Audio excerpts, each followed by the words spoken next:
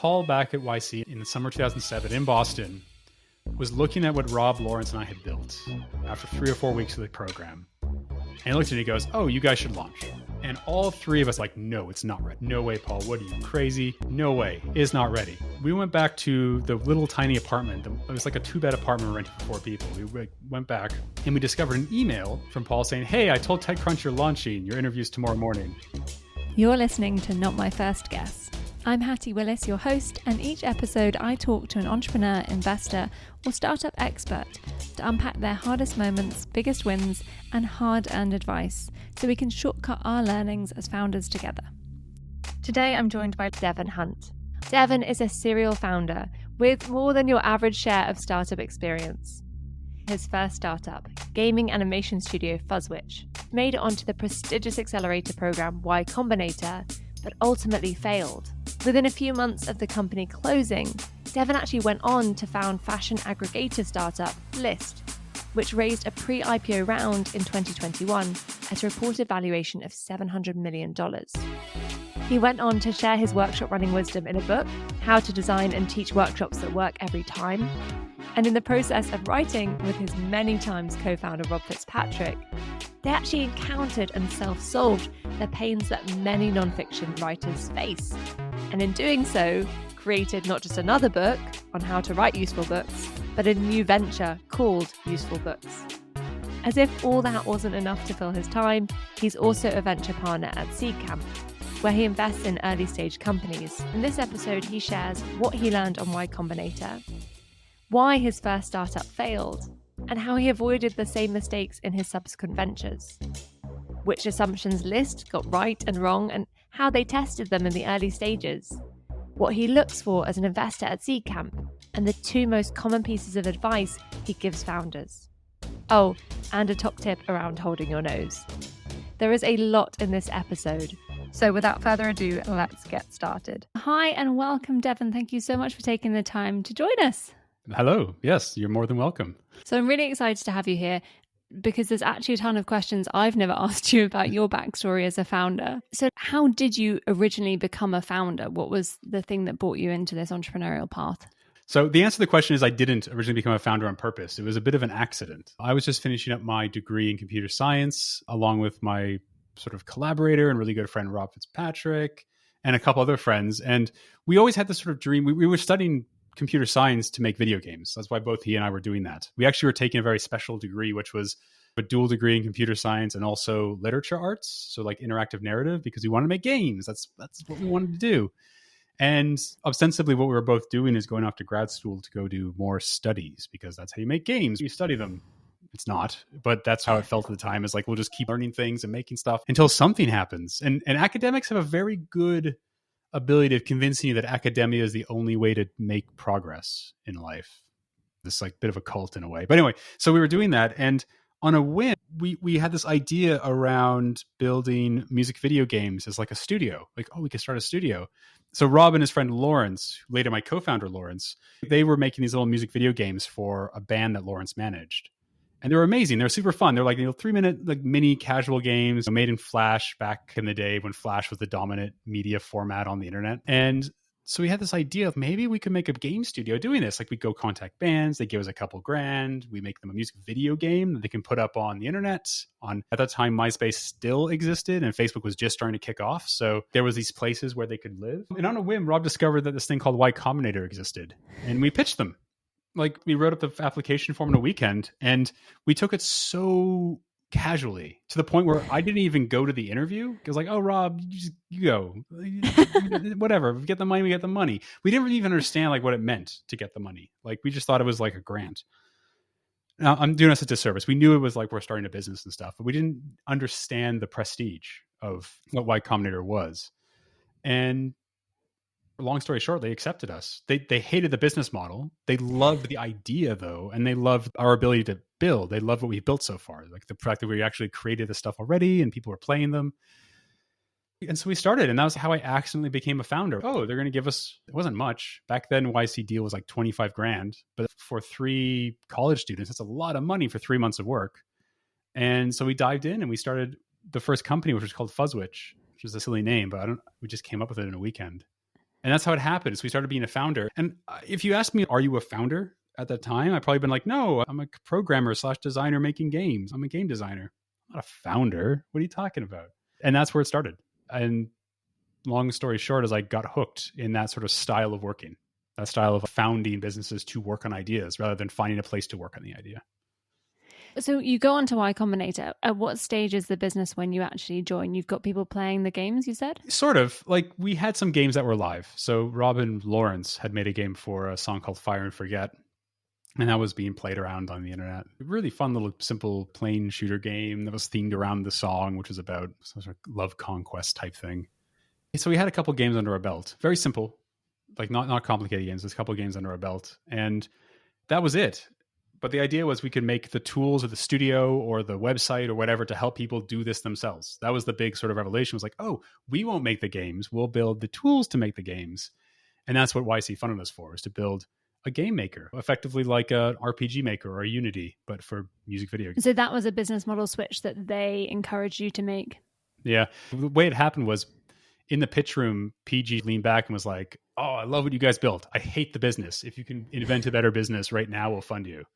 And they spitballed a couple ideas over the next 5 minutes and they came up with, oh, we'll build a marketplace where you have the tools to build these games and you can sell them. Oh, marketplace. Love it. Let's do it. And this is Rob deciding without you in the room because you've kind of figured, who needs to meet Paul Graham? Well, at the time, it wasn't like concrete. It was just like, oh, that is a better idea. Okay, we could fund something like that. And then basically all of YC was a mixture of us figuring out what that business was. And spoilers, we never figured it out. And also just building crazy animation tools and game tools, which were fun. They were fun little games. So you've been through this accelerator. Obviously, you now realize YC is incredibly prestigious. Oh, we realized once we got there, oh yeah, this is a lot more, it's a lot bigger deal than I thought it was. So what were some of your big lessons from the accelerator? What were some of your big takeaways, epiphany moments that you wouldn't have had if you hadn't been in that environment? So I think there's two major things that I think YC instilled in me, which I think was really valuable at the time. So the first thing is a sense of scale and the sense of creating the rule set that lets you thrive. So one of the things that YC was really good at was being like, there is no set rules on how you build these kind of businesses or anything really. Like you can invent that as long as you can figure out ways to make it work inside the larger system. And I think that was really interesting to see because all the speakers who came in, even the lawyers, would talk about how they figure out this stuff, how you can create the ecosystem and business that you want to create. And that's a very liberating experience. And the other thing is like, that is a skill set to do that. Like it takes time to develop the skills and the confidence and the knowledge to be able to do that effectively. And I think this is one of the reasons you see so many first-time founders fail is that's the education. Those first couple of failures are where you learn both your limits and constraints, but also how you like to work inside the systems. Some founders, they track themselves automatically, some business models, some founders track themselves to types of work or types of teams or types of people to work with. And these are them figuring out how they best flex their own abilities, be it people organization or idea invention or engineering directly or whatever, and how that like fits into an organization that creates something. There's like watching other people do this sort of work ethic of we're going to create something new. And it's not just a new piece of software, it's also a new business and a new organization, everything that works to make whatever we're creating the best. That was really inspiring. In YC, what I've learned was it is so valuable to be able to build. Like if you can't build, there's a very low chance of you being successful in building something.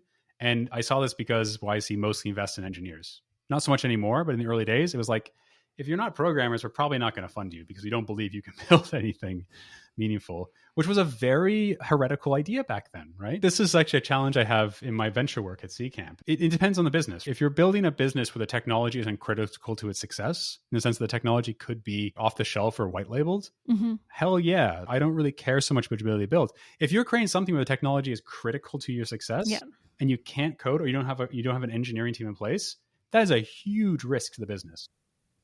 It just is, right? Because the team that does have that is going to move faster, make the changes quicker. Like the number of businesses I've worked with who used agency first building models and reports are like, oh man, they wish the agency would move faster so we can get our next version out.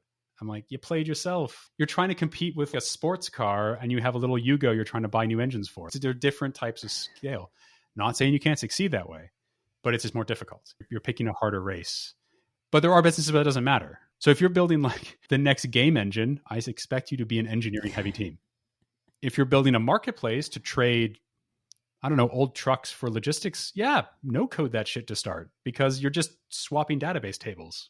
You don't need custom software for that. It's contextual. Hopefully for people listening, it helps you to start to put yourself in one of those categories and really unpack what is critical to the business that you're trying to launch.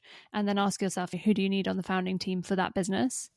I want to bring us back. So Fuzzwitch, YC, so you've been through that process. You've learned a ton. You already gave us a spoiler that it didn't work though. So ultimately, why did the business fail? The simplest way to sum it up is we never really had a customer in mind when we were building. When we started the business, we were the customer. We were the people making the game. So it was really easy to build the tooling, but we can't be the only customer, right? Like we need someone else to use it.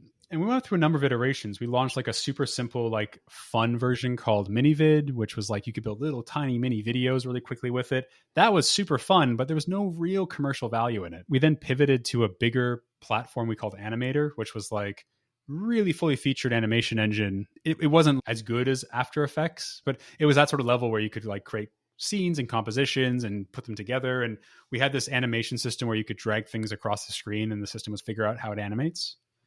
It was sort of like a gestural animation system.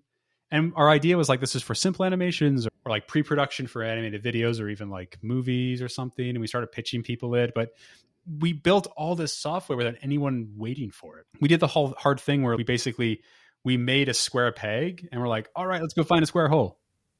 Oh crap, they're all circles and triangles. Shit. Like that's sort of what we discovered. We had some amazing advisors and investors who really helped us realize the mistake we made when they started just dragging us into meetings with actual animation companies and actual producers and listening to what they're currently doing. And we quickly realized, I say quickly, it took us a while, months and months to realize, oh, what we built, no one really wants. And the people who are using it, they're using it to see what it is, but they're not really using it. So every proof of concept we won, like every POC we won, was people who were interested and they wanted to support us, but they never found an internal use for the product. Like we launched a bunch of MiniVid campaigns where we let people do these sort of branded mini sites where they could stick in a bunch of brand assets. If you're launching a movie, here's all the actors. You can animate the actors in funny scenes, things like that. It's like on paper, it sounds fun, but in practice, no one really cares. And we were getting these parts of budgets, which were like basic exploratory budgets. Find the next big tech so we don't miss out on it. Well, it's not this. Next thing was basically us. And it's because we built for ourselves. We built what we thought was interesting. And we had a very skewed version of what was interesting. And it didn't map to the real studios and the real markets. And so at the end of the experiment, we did a bunch of pivots. We even pivoted into a bit of like ad technology for a while to see if, interactive ads, woo, the internet. But that didn't come of anything. So the company petered out of existence about 3 years after its founding. And that was the first business. So much happened. We created so much stuff in those 3 years. That was it. It ended one day. The challenge of a solution in search of a problem where you're just desperately trying to find someone who's going to bite with a use case. I think it's really interesting you touched on as well the proof of concept question, where often I think startups get really excited when a big organization wants to do a proof of concept with you. And ultimately doesn't do enough due diligence to actually check, as you say, is it that someone's excited by the sexy tech and they want to ultimately be the person to push this through their organization, but they haven't worked out what it would be used for. And actually, therefore, however much you deliver a successful proof of concept, the idea is going nowhere with that corporate and you've just wasted a ton of your energy and runway and not actually learned a huge amount. Yeah, it's just, I think POCs are fantastic when they're done right. Like we weren't doing them. We were going and being like, we have this crazy idea. And they're like, okay, we'll try a POC. Okay. Like we didn't vet it. We weren't talking to the teams who were going to use the software. We weren't building a rapport. Like we weren't building like a community with this business. We were just taking them at face value and being like, they'll figure it out. Our software is amazing. We have so much hubris. Like it's just, like we were so young and dumb in a really confident and positive way, which on one hand let us build like crazy, really interesting stuff. It's just that interesting stuff didn't become anything sustainable. And the other point you touched on is it seems like it also allowed you to pick up a ton of supporters who did want to help you find use cases, but ultimately their enthusiasm was maybe more for you guys as founders building cool stuff than it was actually demonstrating that you'd found any real product market fit. Yeah, I've reflected on this a lot on like how we made it so far with nothing. And I think there was two reasons. One is Rob and I were quite charismatic. We were very excited about what we were building and we talked about it a lot. We were at the end of our Y Combinator batch, which was 2007. We did a little like internal poll. All the teams got together at the last dinner and we had a poll. And the poll was like, who is going to be the most valuable company in 5 years' time? And we won like the second slot, which in hindsight is ludicrous because we didn't really have anything. But what we did have was very visually beautiful. It was like fun to look at, fun to play with. And so in the moment, it felt like something huge. To put this in perspective, our batch was like Dropbox, which was the first slot. That was correct. It was Songkick, it was Disqus, it was Amplitude, which was acquired 2 years later. There was a bunch of stuff in our batch, which was just insanely good software, insanely good founding teams. We were a good founding team too. It's just like our software wasn't really built for any real purpose yet, other than creating cool and fun games. And it was just like, we were just so excited about what we were building because we really believed in it. I think it's interesting. We see so many stories now. We look back and we're like, how did these founders raise this much for this long? Ultimately, a lot of the time it is that charisma. I think one of the things that we often forget is such a cool thing of being a founder is like being a great storyteller. Yeah. And hopefully you're also testing the business model. So you've got something that is great to tell the story about. But we underestimate how important it is that we can not just lead teams, but lead other people who are outside of our business on our journey with us and get them super hyped and get them bought in and wanting to help us. Yeah, like part of my job at Seedcamp is like listening to those really compelling stories and then trying to see between the lines to see if it is just a lot of positive confidence or it's actually grounded in reality. That's the fun part of the game. It's a bit of a mystery sometimes because at the end of the day, it's still making a best guess, but it's nice to get more of the realistic picture. But also, if someone's super confident and it's a really interesting thing, I want to help that happen at the same time. So it's a mixture of both. So, I mean, let's keep going. So a couple of months after Fuzzwitch closes, you're on to your next startup, Lyst. It's a very different story, Lyst. Obviously, like shutting down a company, or at least shutting down my first company, was a pretty emotional hit to me. You feel like a huge failure. It's weird because when we spoke to the investors during our shutdown, they were not only more supportive, they were like, what are you doing next? We're excited to learn what you do next. And I forgot that like for them, like I can say with this very much confidence now looking back, but for them, it was like, this is one of the investments. It didn't work out. Okay. But the team was good. So let's invest in them again and see what happens next. That was like amazing. So I took a few months off. I was actually broke at the end of Fuzz. Like Rob and I kept the company open as long as possible to try to finish out a couple POCs to see if they stuck. They didn't. So he and I left the company destitute. So we did some freelancing, got some money in our pockets, had some fun. But at the time, like I was working in a co-working space. Actually, it was our old offices were in a co-working space. So I just stayed there. And one of my sort of acquaintances from the London scene, Chris, was working on a new business idea. And Chris had just left Balderton. He was an associate VC there to start on something. He didn't know exactly what yet, but he observed two big trends in the market at the time. This is like 2010, which was like aggregation was becoming like the next big venture trend. It's like, how do we aggregate stuff into one source of truth? And the other thing he saw was fashion was hugely on the rise in consumer index, but it wasn't represented online very effectively. Like your low tier and mid tier fashion existed online because you had ASOS was just getting started back then. H&M's online store was really going ham, but he observed anything above that. So like mid tier to haute couture, that nothing existed online for a variety of reasons, but like just didn't exist. And so he was like, well, it must be something in this space in a very analytical way. This is what he's good at. These two trends are intersecting, but no one's talking about it. Let's go look at that.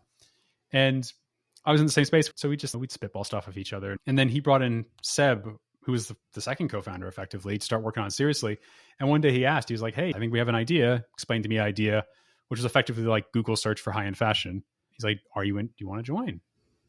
And I said, no, I don't want to do that. But if you want some help, I'm happy to help, dude, because I want to support you. So I spent 3 or 4 weeks like a freelancer helping them build out the first version of Lyst. And the first version was a hacked together no-code MVP. Back to my original point. It was like the thing that Seb and Chris wanted to test was like, can we sell a handbag online? Yeah. Because no one was selling high-end goods online back then. To put it into context, like Chanel.com was a holding page. They didn't have a website. It was just like, hey, we own this website. Go to our stores, please. Don't talk to us. Like they didn't have an e-commerce strategy back then. This is 2010. So that's the world the fashion was living in. So they're like, okay, Net-a-Porter just launched. Luisa Via Roma had launched. There were places to buy haute couture, but Luisa Via Roma was a boutique in Florence and a boutique in Rome. Like there were physical stores that had an e-commerce portion. But anyway, basically Seb had built a Drupal page that had some bags on it, pointing to an affiliate link. Chris was working on marketing and stuff. And the idea was like, if we can sell one, that is more than anyone else has done. in this space. And they did. They sold one. They sold like 3 over a week, which means that not only people were searching for their stuff online, but they were willing to spend money on it online, which was, I think, for most marketers back then in the high fashion world, was a bit of a surprise because there was no spend. And after that happened, Chris had another chat with me and he's like, okay, I think this is actually going to work. We're going to go ahead and raise some money. Are you in or out? And this time now I have worked with him for the bit. Seb, hugely impressive founder. Chris, also hugely impressive founder. Don't get me wrong. Like, everyone's impressive. I was like, these guys are so legit. Okay. And in a weird way, the team convinced me this was a worthwhile idea. Also, working on it for a while convinced me it's a worthwhile idea. So we did it. So we founded the company like a week later and just got started. And it was a roller coaster. Like, we went and raised our seed round. It was a pretty damn good seed round off of the back of that. Started hiring, growing. And the whole idea was simple. It was like, we're going to aggregate everything we can into one page. We're going to bring everyone there to buy it, and we're going to make money off the affiliates. And that basic business hasn't changed to this date. Like, Lyst is growing strong and thriving, and it's basically still the businesses. It's the best place to search and buy high-end fashion online because we understand it. We categorize it properly, a better taxonomy, better scraping, better business deals. We understand what luxury online looks like. Now, it took us a long time to figure that out.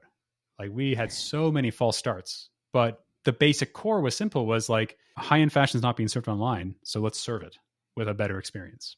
It took us a long time to figure out what that experience is. That's the catch. But it's so interesting that you had those early data points to prove to you that people would exhibit this behavior before you really invested in that experience piece. That was the big change from the first company. The first company, I was like, I believe in myself. I'm going to go build. And this company was like, I do not believe in anything. Please prove it to me. I love that. Was the change in my demeanor between the two companies, and for the better, because that sort of theory first approach of, I think this might be true, but let's prove it before I invest money in it, or team resources or our own time, makes it easier to be confident, because when you get the data back that matches it, you're like, oh, it's real. Yeah. It's not just me being foolhardy. And you said that it was a long journey. Were there memorable failures along that route, assumptions that you did test and get totally disproven? Yeah, tons. I think one thing we're a real big believer in is, if you're first to the web with photography for new stuff, so from the fashion shows, that would drive more demand from our site versus the partner sites themselves. So we partner with a bunch of photographers, photography agencies, sometimes brands directly, to have first right at the photography online specifically. Like, even not on Vogue first, we'd hit Lyst first technically. We had like a whole microsite for Burberry's launch in like 2011, where there was a photographer at the show, photo taken, uploaded to our servers. We had our little room of fashion interns tagging all the items based on the collection we had, and launched basically between the model walking the runway and 5 minutes later, that photo would be on our site and shoppable. Really cool tech and like awesome thing. And no one cared. Like, it was like, people loved the photos, but no one actually clicked the buy button. They were happy to wait until the collection was available on bigger sites for a variety of reasons. And I think part of the reason was like, the type of consumer who shops the shows versus the type of consumer who shops the sales it's a very different profile. And that was a discovery we came from that. Basically, the thing we learned at Lyst is like, everyone shops high fashion. They just don't realize it. And the people who do it deliberately have very different habits than the people who do it by accident. And the by accident is the long tail of the market. That's the people who buy the most. So it's just different interfaces and different experiences for different shopping behaviors. I was looking back through the Lyst history, and that got you quite a bit of press from, what I was seeing. Going to go straight from runway to website, and people thought it was super interesting. Again, a really cool solution, but as you say, the customer segmentation showed you it was like totally different customer who needed that. It's also, there's different levels of luxury. So people who often shop the shows, like, they have a personal shopper working. What better interface than saying, I want that, go get it. That's an amazing interface. And so we interviewed a lot of personal shoppers. We talked to a lot of personal shopping services at Harrods and Selfridges and Harvey Nicks and stuff like that to learn how they did it. And so much insight from that. But at the end of the day, if someone can afford that service, you can't really get better than that. Like, it is the best way to buy clothes is someone knows exactly what looks good on you. They know your measurements. They know what you like. And they just show up one day with stuff. Pain free. And when none of it fits, they get rid of it for you without even thinking about it. It's great. Like, you can't fight that. So we stopped trying to fight that. We looked for the young professionals who wanted to buy that one Balenciaga pair of shoes, or that one PS1 handbag, or that one Tory Burch smock, like whatever it is. Well, there's a lot of people like that now. And so you're going through all these learnings, throwing a ton of stuff out there to see what does and doesn't work. And Chris Morton, your co-founder, talks about there being these really gut-wrenching moments in Lyst's early days. And one of the things that he spoke about is actually you were in offices with Songkick. Yeah. And the sense that he got when he was in the low points from Songkick's founder, that this wasn't atypical, that this is so normal for founders, and that in your darkest moments, that's okay. Everyone's been there when it feels catastrophic. What's been your experience of those moments? You've been through now one startup that you have those moments and it does fail, and you're now in a startup that is having those moments, but maybe it's going on and succeeding. So how important is that support network? Oh, it's monumentally important. Like, you need that support network both professionally and personally. Everyone experiences highs and lows in their career. But when you're the founder and you're leading a company, both those highs and lows are amplified. So like the sine wave, it just has a higher amplitude, because those highs come with the fact that like I led the team to help do this. It might have been your vision that got there. There's a lot of reasons that amplifies the feel good nature of big successes, right? But the counter is true. The reason you failed might be because of your bad decisions. The reason you failed might be because you made the wrong call at the wrong time. The reason you failed is you missed something. And that fail cascades not only down for yourself, but your team, potentially your company, potentially your investors' confidence in you, potentially your customers' ability to do stuff. Now I'm happy to say, yeah, don't be so hard on yourself. That's just how it is. And it's not your fault, but that's not how it feels in the moment. And it takes a lot of both experience and emotional confidence to be okay with that easily. At Fuzzwitch, like the highs were very high and the lows were very low because we were so naive and we were learning so much at the time that it was very easy to take everything personally. You take everything personally and you get into these fights and you realize these fights are useless because no one's right or wrong. It's just you're angry at the situation. And you got to like work through the situation rather than get angry at each other.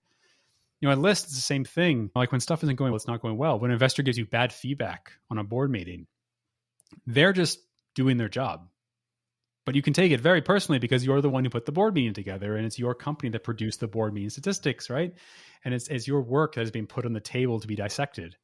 And it takes a lot of maturity to separate yourself from the work and your own personal feelings. You know, at Lyst, I got into a really bad spot emotionally because I just hadn't had a break in so long. I went from one 3-year startup, basically with no break, directly into another super high growth startup, effectively a bit of a rocket ship. And I had like a proper burnout. My low got so low because I just wouldn't take a break. And for lack of a better reason, it's because I was the culture at the time at Lyst. The culture at the time was like, no one takes breaks. Everyone's working all the time. And it takes a bit of stamina to do that, but no one can have infinite stamina. You need to be able to disconnect and turn off. And I never did that. So in the end, I needed like a huge amount of time off. And that time off turned into me leaving the company because I didn't want to go back. And do you think if you'd been able to take a break earlier, that wouldn't have happened? If I managed my own mental health and my own like willpower better, for lack of a better term, if I managed my willpower better, I think I'd still be there to this date. What do you mean by if you'd managed your willpower better? Willpower is a finite resource. You need willpower to do work. It helps you push through difficult problems. It helps you focus on things that you don't want to do. It helps you be more enthusiastic on the things you want to do. But if you don't recharge yourself, if you don't give yourself time to recuperate, you burn yourself out. You empty the vessel. And that's where you start making bad decisions, lashing out your coworkers, just doing bad work. And that bad work, it starts to snowball, right? It just grows and grows and becomes this so much momentum that you can't really escape from it. This can be easily avoided by taking weekends as weekends. I really don't buy into the hustle culture anymore. I did. My first startup was like, oh, we're doing 80-hour weeks every week. It wasn't a lie. We worked every day, 12 hours and just powered through it. And we did a lot of stuff. Just turns out that stuff was shit. And then I look at some of my more recent ventures, specifically Foundercentric and at Useful Books. I've done more good work with less time because I've given myself to recharge. So when I show up at the plate, I'm just batting better. I'm just doing better work in less time. It's so interesting, that idea of rechargeable willpower, because I think certainly when you said the word willpower, I'm used to having an association of that as a character trait. She's got really strong willpower, rather than this supply that you have that needs to be guarded and replenished. And as you say, ultimately, if you're not doing that, you're just not doing good work, how many hours you're putting in. And I should put my hand up. Like, I didn't invent that. Like, that sort of metaphor comes from a book by Roy Baumeister. It's called Willpower. And he describes this idea of this human way to quantify your ability to do stuff and your ability to recharge. And it's willpower. It's the ability to push yourself for something. And when I read that, I was like, oh, this totally maps my experience. So I want to move on to Foundercentric. Yeah. So this is your next move after Lyst. Did you take a break? First question between the two. Foundercentric was an experiment in doing everything different. So I joined it later on. Rob and Sal had started Foundercentric as like a fun consultancy brand to do their education stuff. And this is when Lean Startup was really starting to come out. And Rob's and Sal's work in customer development was starting to become, or they were starting to develop that. And they were doing a lot of teaching. And so I joined as a third partner to do more education-y, programming, engineering stuff originally and just play it by ear. And Foundercentric, we reinvented the organization like every few months, as I'm sure you can attest to, with the idea of like there was a couple of things we wanted to maximize. And one was profit, which at the time was a weird thing for like a startup type business to maximize. Old school businesses, sure, but we want to make money. Okay. The other thing was impact. So it's like making sure everything we do changes something for the better. Like this could be our customers are happier or our internal tooling's better or whatever. And the last thing was surplus. And that surplus is both financial, but it's really more so time, because the theory was if we had more free time to do stuff, we'll invent better things. So it was like this sort of triangle matrix of like, how do we make money, create extra time to invent new stuff, and also that stuff does things. It doesn't just like look good on paper. Because especially when it comes to like education consultancy, a lot of it looks good on paper. A lot of it's not effective. And that was one thing Sal was super good at, was like, it needs to change things. This is Sal Varani for those listening, and Rob Fitzpatrick, and then later joined by Jordan Schlipf as well. Jordan Schlipf joined us not long after me. Because we actually met Jordan at an accelerator when he was working on his business, Gift Cannon, at the time. Which is actually where I met Jordan, working on Gift Cannon. And he pulled me into Foundercentric not long after to help you guys with a few bits. It was a very fun company, just a bunch of founders. I mean, your motto I loved, helping founders suck less. So you'd been through this process yourself where you're talking about the humility you had to learn, the things that you sucked at originally. So when you say helping founders suck less, typically, what were the broad things you were trying to help them suck less at? The whole idea was just doing what I sort of realized back at Y Combinator, which is like we treat entrepreneurship as a career, not just a label on someone who's building something, right? Because there's tons of skills you need when you're starting anything new. And these are research skills, development skills, building, attracting people to your company skills, marketing. Like there's so many skills you need, like this variety of this toolkit, this veritable toolkit of stuff you need to be a successful founder. And there was no real way to learn those things without doing it. And I'm a big believer in doing it, but it's hard to do that if you don't have capital or a bunch of money to spend. And no one's going to pay you just to learn it if you're not working in a business already, right? Like investors will invest in you, but you have to be doing something. And so the idea behind Foundercentric is like we can start building those educational tools to help founders be better. So maybe you're a great engineer, terrible salesperson will help you move more towards that even center. Maybe you're an amazing business person because you're the consultant McKinsey type, but you've never actually built something in your life. Let's experiment with building then and what it looks like to ship and not just create PowerPoint decks about it. I'm being very mean. I apologize. But like that is the truth. You see a lot of founders who have a great vision, but no way to execute it. And that's not a business. That's like think tank. And so that's what Foundercentric was building these tools. And those were things like, I think like our most successful stuff was our MVP workshop, our business model workshop, our customer development workshops. Those are things we taught for years. And I still teach just through my own venture work. I get founders together to tell them what's what. That stuff's effective. Like the number of people who I think changed their life for the better was great. And so that impact piece was definitely being served. Tooting my own horn, but I think we did pretty good with that. I have to say I was a convert. So I was working in, I think it was like the fourth startup I'd worked in. Yeah. So I'd had quite a lot of exposure to that like very addictive ship fast mentality. But suddenly there were these tools and these frameworks and these approaches that I could pick up and I could understand, and I could see how they would totally change how I would launch an idea. And it was incredible. And I went on to watch them being taught a lot. So basically followed particularly Jordan around for years in most workshops he delivered. And ultimately the reason I became to fangirl a little bit, but the reason I became a coach and trainer, and very kindly you came on and mentored me in that journey, was because I'd been through that process and I'd seen the difference it made. And I wanted part of that impact, right? Because watching founders who are incredible minds and can do incredible things be given tools and ways of thinking that can just unlock that, it's incredible. It's so rewarding. And as you say, some of the things you mentioned, I still teach now. The mum test is something that came out of Foundercentric and obviously written by Rob Fitzpatrick, but you were really involved in that. Maybe briefly, if you like summarize the mum test, I think maybe it's some good takeaways. Sure. This is Rob's seminal work. It's fantastic and something that I recommend to everybody I meet who's building a company. Like, it's such a good little book. But the basic idea of the MIME test is a core component of what builds good products is you can empathize and understand what the customer wants, right? And first off, one, find customers and then understand what they need so you can go out and build it. So the standard way people do it is they say, I have an idea, I'm going to build it, and then I'm going to sell it. The idea of the MUM test is you go out and do customer development. You do conversations with potential customers, and you do conversations not to pitch them your idea. You do conversations to understand what they currently do with their life, what their history is, so you can go back to your lab and see if their personal experience maps to what you think their lives are and if your product fits in it. So the idea is you just want to learn, like, say you're building an app to, I don't know, do parking payments. You go talk to people who drive cars. You say, where do you park? How do you pay for parking? Do you use any apps? Can you show me the apps? Have you ever gotten tickets because you forgot to park? Learn their parking life. And you can go back to your computer and go, okay. So it looks like nobody uses pay kiosks anymore. They all do it by phone. My pay kiosk idea is a terrible idea then, right? Like, you don't need to build it. And this idea is if you empathize and understand your customers' behaviors and habits, you now have objective data to go and design better products, better services, and better marketing to map to those people. And it's so much faster to have a 20-minute conversation than to go build a huge prototype and try to sell it. And I think one of the things that I see people get really confused about, well, there's a lot actually they get confused about with customer development. One is often I've taught it to startups who are not at the beginning of their journey. They've got something that they're testing, and you're telling me to go back to the beginning and talk to customers and not mention my idea that I've spent time, poured my blood, sweat and tears into, and I'm really proud of. Mm-hmm. No, that's a waste of my time. And actually it saves you so much time. Yeah. And I actually only really discussed the first half of it because that's the learning phase. And there's the verifying phase, which is I think I understand what people want.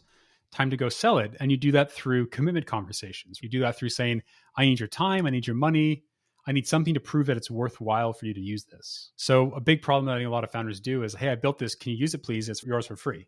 And that's a huge mistake, right? If you're building something that's going to be commercially viable, there's a point where you should just be able to charge for it. Maybe it's not exactly what you should charge for it 5 years from now when it's like a version 1 software, but like you should charge for it. And that commitment doesn't have to be cash. It could be like, hey, you're going to spend a day a week with my team to review how your week with the software was. It's free for you, but we get valuable learning from that, right? And there's still a cost attached, which is their time. Yeah, the MUM test is like, you got to learn, and you learn about their lives, nothing about your product, and then you go away, do something, maybe build an MVP, maybe create some marketing, and then you verify it. You say, okay, I'm going to try to get them to use this product now. And it probably fails, and you start the loop again. You keep going until you start to see some sort of convergence, right? And so the MUM test is something that I guess looking back, you wished you'd had when you had your first company. Yeah. Are there any memorable big assumptions you've had that customer development has totally shattered? Yeah. Rob and I tried to start a business after Foundercentric real quick called Dexio. And Dexio was a marketplace for speakers. The idea was if you are an expert in some industry, say you're the expert on chicken farming or something, you put your profile on Dexio, and then conferences that are looking for experts to come speak. And this is the thing, is we talk to a lot of conference organizers who are like, we need speakers. And we're like, okay, wow. So we actually built out the website to get started where you could like create a profile, both sides, do the exchange. And it was working. Like people were excited to sign up, but no one was really connecting the dots. What we discovered is when we started talking to speakers and we started talking conference organizers, we realized what the speakers wanted out of it, most of them was money. They wanted speaking fees. Yeah. And what the conference organizers wanted out of it was free speakers. And so while we got a lot of, oh, yes, I want speakers. Oh, yes, I want conferences. There was a huge disconnect on the style of exchange. For the conference organizers, it was, hey, we're giving them a platform. They should come talk to a mobile web conference for free. And our speakers are like, I just want to pay rent. I can't do any more free talks. And so that disconnect, it broke the initial product because we didn't really know how to get over that hurdle. So we killed the company. So actually like that bit of like real cust dev killed the company in the end. But you have your hands full now because not only are you a venture partner at Seedcamp, and I'd love to just unpack that a little bit, but you also have another startup. So let's go into Seedcamp first. Sure. So your role is venture partner. Mm-hmm. Yeah, a venture partner is a part-time partner, basically. And the idea of a venture partner at Seedcamp is each venture partner has like a niche that they're the expert in. And we bring that to both the portfolio management and also to the deal room. And so mine is, I am the ex-tech founder. I'm an engineer by trade and a designer by trade. So I bring in like professional expertise and opinions and that sort of stuff. Another partner, Dan King, is sales and company growth oriented. So he brings that expertise in. Andy Budd, he founded ClearLeft, a very successful UI, UX agency, and he has an extremely long history in like design thinking. So he brings that to the table. But that's our job. And so the companies that I help review and help bring to the deal room are usually heavily tech oriented, and product marketing oriented. Whereas ones that Dan fosters through are sales oriented, partnership oriented, stuff like that. Not always the case, but that's where it is. And yeah, so I'm one of the investment partners. I'm a part-time partner. I sort of effectively do 2 or 3 days a week. And it's been really interesting to be on the other side of the table for a while. And presumably you give a lot of different advice, but are there some nuggets that you find yourself giving to the founders that you're looking at investing in time and time again? The most common piece of advice I give is go do better customer development. I don't care how confident you are. You don't have the sort of anecdotal evidence, I think, to be as confident as you feel. And always like in the best of things, like even the people we invest in, I often give a custom workshop with them to re-kick. Because one of the things that often happens post-investment, especially at seed stage, which is where we play at, is the investment's a bit of a confidence signal. Right? It's like, oh, I guess we got something right. We got investment. And so that connection to the market sometimes drops off for a little bit. And so that's why I'm like, no, keep it there. You guys have hustled so much already. Keep that customer voice in your company. Keep talking to them. Keep trying to sell. Don't disappear and build V2. Like just do that. So it's CusDev. And the other piece of advice, which I give way too often in the pitch room, is please show me the product. There's so many founders who are amazing, but they just forget to show us the actual thing they're building. And pitching is fucking stressful. Like you're there maybe for 30 minutes sometimes, depending on how busy your schedule is. And you got to convince us that your business is worth investing in. Like the best way to do that is to show us what you built. Like the team, awesome. We can discuss it in 5 minutes. We want to know your team. We want to know more. Of course, I don't care about the history of why the internet exists. Show me what you like you're here because we're interested in your company. Show me what you're building, right? Show us why what you're building is unique. And we have this sort of thing sometimes where I'll text one of the partners and I'm like, I'm gonna tell them to show the product. And I'll just interrupt. Okay, stop pitching your business model. Show us the product, please. We get it. You can do Excel. Please show us what you're building. So yeah, it's like lead with value is the feedback. Show us what you're making. Doesn't matter how rough it is. Like we appreciate it. We get it. How much as an investor are you looking at early stage, right? How much are you looking for that polish? It's entirely dependent on the business and the founders, right? It's hard to describe, but we vet every business independently.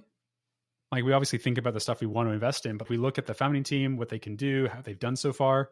And that changes both like the size of the round, how seriously we take their progress, how much faith we have in them being able to do it. We funded companies that are literally a pitch deck, and we funded companies that have thousands of customers already and everything in between. And a lot of it comes down to like how the founders talk about how they're going to execute, who they're going to hire, what they've done in the past, because that points to their ability to execute. So if we're looking at a product designer who's been at 3 major startups, we kind of trust to be able to build something. But if we're talking to someone who's just graduated university, did 2 years at McKinsey, and they want to build an AI modeling infrastructure, we're going to be like, listen, no technical co-founder, like this is a very risky bet.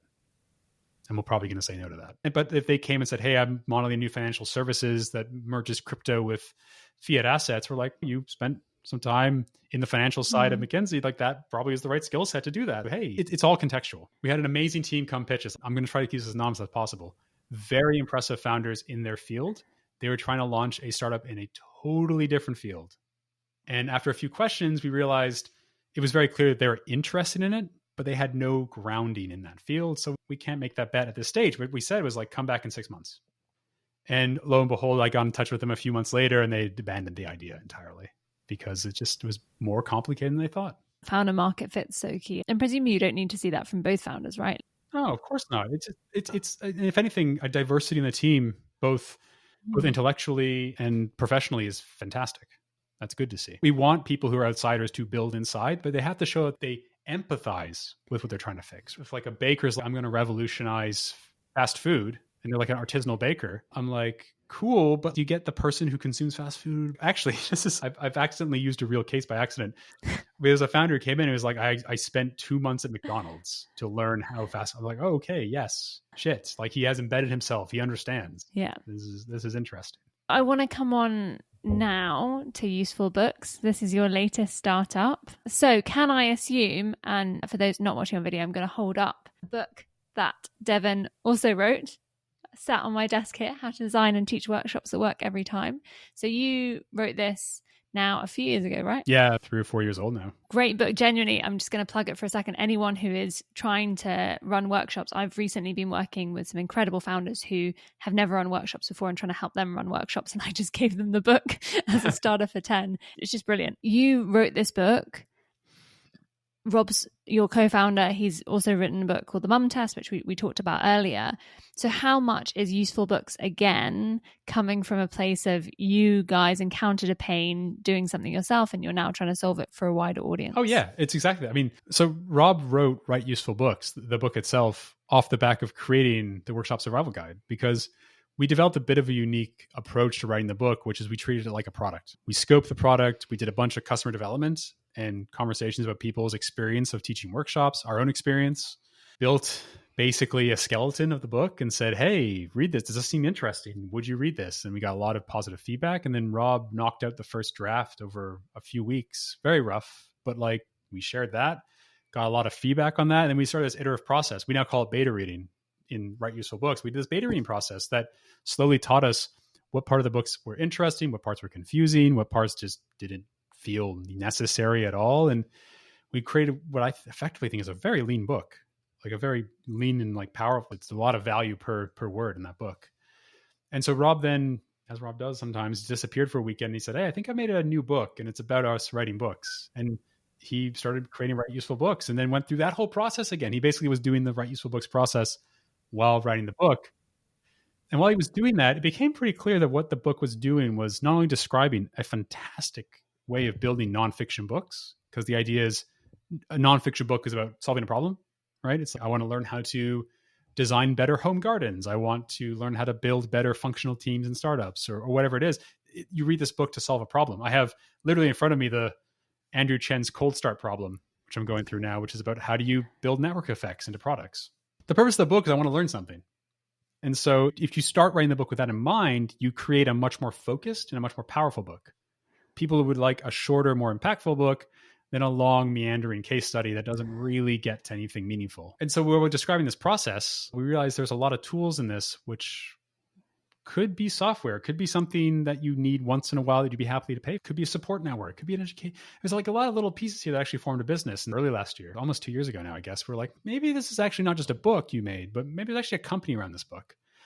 And we kicked it around a few ideas. Our friend Mark helped write a first quick prototype of a beta reading software, and it was instantly useful. We used that beta reading software to beta read Write Useful Books, and it worked. And then people wanted to use it, and we're like, okay, we dog fooded it. It worked for us. Turns out people also need it, and we just decided to start Useful Books right then and there. And we're still developing exactly how it feels, but right now we're one part community, which is a community for authors who are currently working on a book to get support, both from the community and also from our guest authors and the Useful Books team itself and education programs. It's software. It's a beta reading software to help you move your manuscript to something that's perfect and polished. And we have a third component, which is ostensibly a publishing arm, but we're not really there yet with that. It's an idea still. But that'll hook together as Useful Books. It's the software company that helps you go from idea to published book if you're writing nonfiction. You just touched on, again, linking it back to your whole journey, but just applying so many of those approaches that now live in Useful Books that actually you forget. I forgot it with this podcast. I went and spoke to people. What do I need to know about podcasts? Like, what am I going to miss? So I asked a load of people who do podcasts. And the number one thing they said to me is, who is your audience? Mm-hmm. How specific are you being? Who are you going after? What pain are you solving for them? And I teach this and I rattle something off the cuff of them, but I was really aware I was winging it. I was like, I've got this vague idea. I haven't sat down and really thought about who do I want to serve and what pains do I want to serve them. And I think that's interesting when you think about writing books. I hadn't thought about applying that process.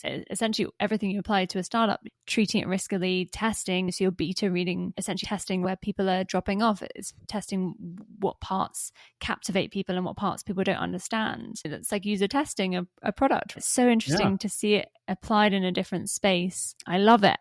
So getting very meta. So obviously, Useful Books is helping people test their books. How are you testing Useful Books itself? So we're in a bit of a lucky space where, one, because we knew the book was interesting, we had people beta reading it.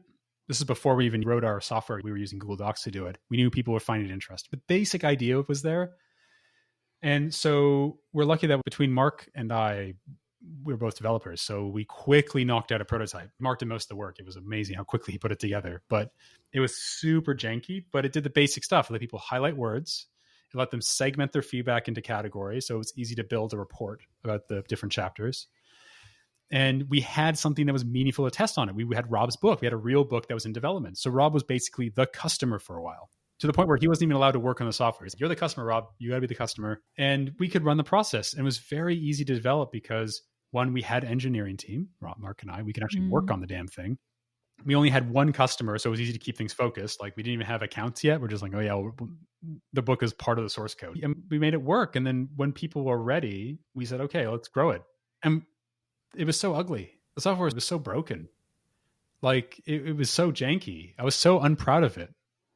Still in today, like, I'm getting to a pace where I'm actually quite proud of what we built. We're not there yet. But like, we knew it doesn't matter because people were using it. So it was good enough. And there's such a powerful thing when someone's using a broken system and they're happy. That just explains like how bad the situation was beforehand. And then also we ran into this thing where people wanted what we were building more than we could really provide at the time. And so that's when we started thinking seriously about the community. It was like, we needed sort of like a holding pattern. So we built a community basically on Slack initially. And it was like, yeah, come on the community. Lots of other authors here doing the same thing. And then we stuck like a $10 a month paywall in front of the community because it was a lot of management time to do it.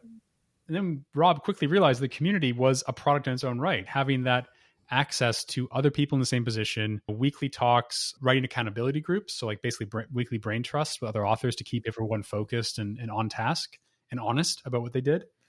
That became a thing. And we started to realize that that's a product in its own. And so actually it's not just software, it's also an author community. And so we have this thing that Rob came with the term like outcome-oriented community, right? This is a community whose job is to write a book, right? You're here to write a book. You're not just here to exist. You're here to do a thing. And that became like a really powerful, both like product marketing feature, but also a way to keep everyone engaged and happy while we fix our janky shit. That was a powerful discovery. And then we're like, oh, we actually have two things here that are both great. One is we're fostering great authors, but we're also providing the tools at the same time. That feels a little sustainable. More sustainable than just please wait till it's ready. So that's nice. And building genuine network at the same time, right? Mm-hmm. So that's what you're testing out. I have some quick fire questions before you go. Okay. So I'm really curious. For those listening, you may have noticed that Rob comes up a lot during this podcast. So Rob is basically your work partner. Yeah.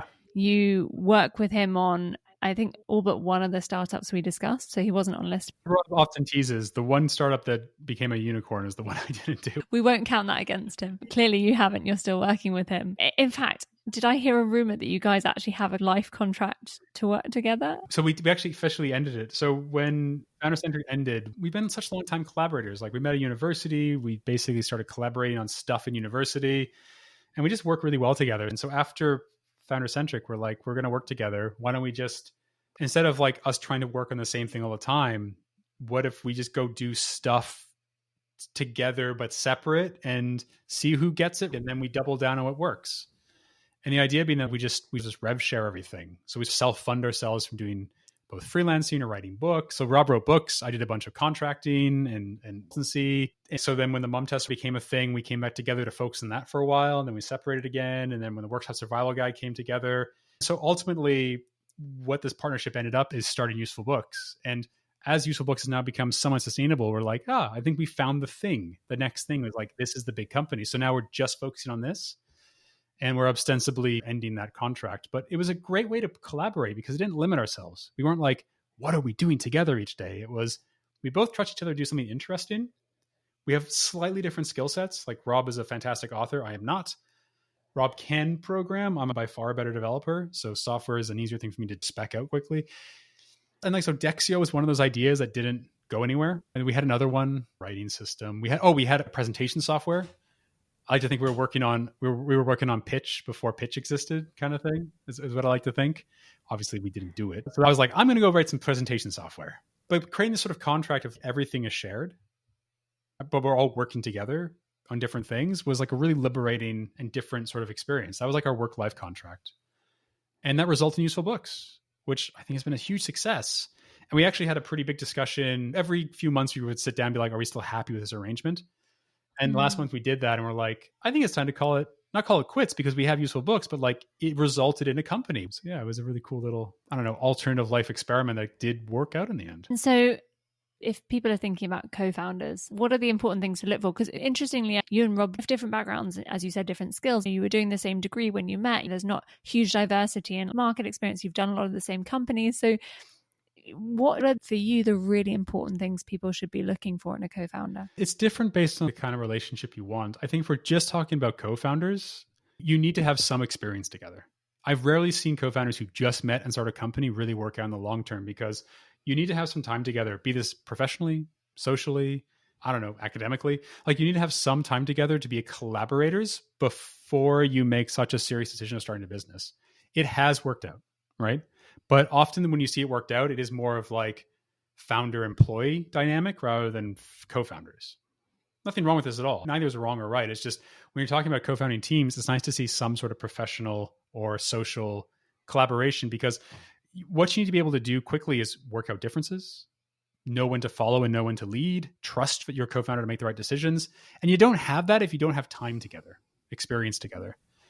And it's something we look at a lot at Seedcamp, like co-founding teams. We want to see people who have been working together for a while, maybe not seriously, but they have that experience. And it makes a huge difference how they communicate, especially when things go bad, right? Co-founder breakups are so much easier when each co-founder respects each other and they know one needs to walk away and the company can continue versus like just cataclysmic rifts where everything falls apart and doesn't need to because of just lack of trust. So we need to look for co-founders, someone you can trust in some capacity and you can communicate clearly with them and they respect you and you respect them. I love that.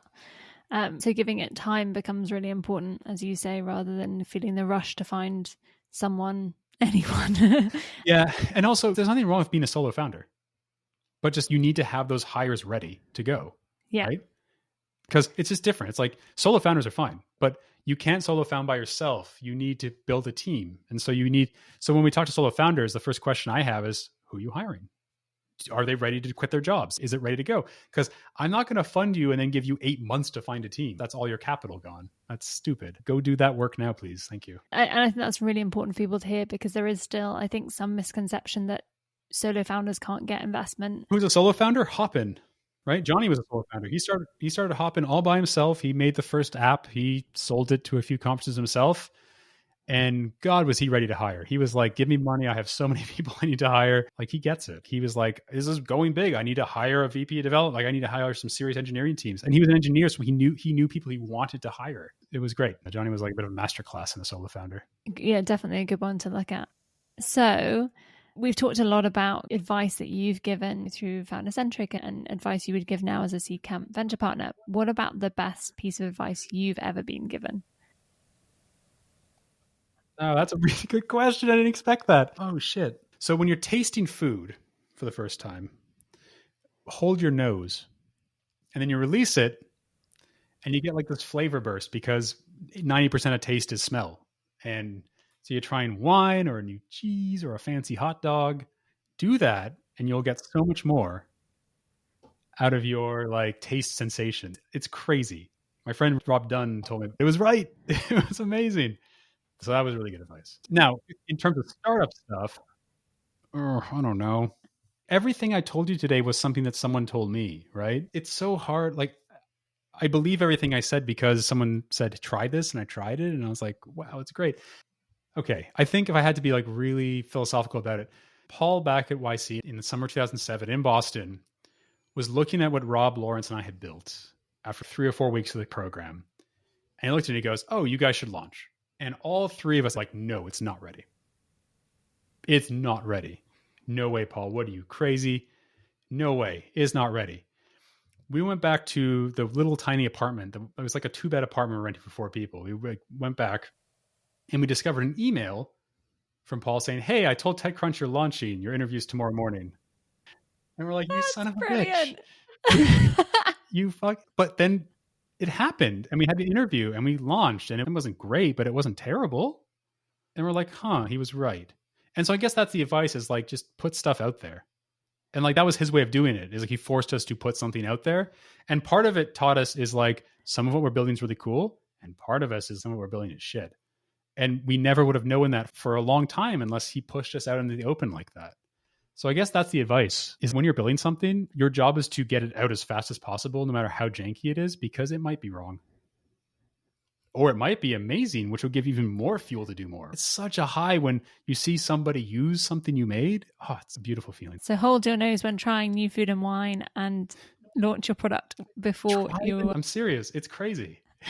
It improves your life. I love it. I want to just ask one more question. So we have touched on this, but I just think it's really important. We talked about the challenge you had when you joined Lyst and you were burning out. Burnt out. Incinerated pre-founding. So how do you now look after your mental health as a founder? No, a couple of things. I don't work long hours anymore. I do effectively 6 hours a day at most. So I just limit the time. I just make a hard limit on time. I effectively do 4 days a week. And that works for me. That works for me really well. And the other things, like I do therapy when I need it. It helps to have someone who's a little objective to talk to, even over the dumbest shit. It's nice. I have a loving partner who's very supportive, but she's got her own stuff going on, especially with 2 kids. I have Rob and I have my friend Ian and Pete and Hannah. I have a lot of good people in my life who are very supportive, but they have their own stuff going on as well. So it's nice to have somebody whose sole job is to listen to me bullshit and whine and complain, but then offer constructive feedback on that stuff. But honestly, the big major thing is just making time by blocking my work schedule to be so big so it can't overspill. It overspills sometimes. Some Sundays I just have to work. That happens. But I don't do that by default. I don't allow that to happen by default. And I've gotten really good at saying no. I've learned the skill of being like, no, we're not doing that this week. Delete. It won't be live by then. Oh, I guess not. We'll have to deal with that because I'm not working to midnight tonight because no one even knows it's live yet. So who cares? It's like, I'm a big fan of deadlines. I think setting a deadline is important. I'm also a big fan of being realistic with your deadlines. So if you get to a deadline and you realize when you're half done, you misestimated, and it's okay to say, whoops, we misestimated. Let's make a better estimate this time. Communicate that to our customers, communicate with our partners. And like we're working in a space of publishing tools to help authors write books. Like we have a lot of flexibility and we're lucky. Like if we're working on medical devices, it might be different, but we're not. And so it's okay to miss a deadline once in a while. I still think it's important to set deadlines, to at least create expectation and create some drive to focus on the right thing. I'm a big believer in Jake Knapp's make time process, which is do one thing a day that you need to do. That's your schedule. Your to-do list is one item. And the way he structures it is like, what's the one thing you're doing today? Okay, what are the 2 things you'll do if that's done? And like that focus for me is so liberating. And I communicate this to my team so they know what I'm thinking. I don't make it a surprise to them. Like it's just a little bit of communication. And honestly, I get more done that way. Doing one thing a day, I get so much more done. I'm not distracted. End of the week, I look back and go, oh, I did 6 good things this week. Cool. Thank you for not saying no to this. We appreciate that. You have shared so much.